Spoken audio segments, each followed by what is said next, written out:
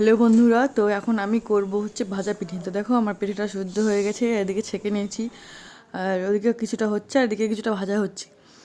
তো দেখো আমি পিঠেগুলো প্রথমে ডো করে নিয়েছিলাম, তারপরে আমি পুর ভরে নিয়েছি, আর এভাবে সিদ্ধ করে জলটা ছেঁকে তেলে ভেজে নিচ্ছি।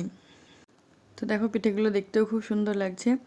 আর এদিকে আমি ছেলের জন্য রেডি করে নিচ্ছি, তো ওর জন্য আমি একটা প্লেটে করে নিয়ে নিচ্ছি, এবার ছেলেকে দিব।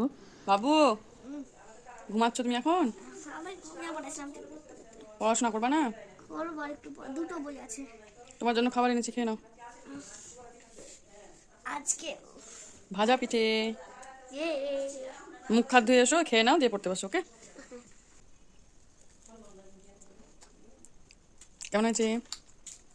Wow, heavy. Thank you. Welcome, by.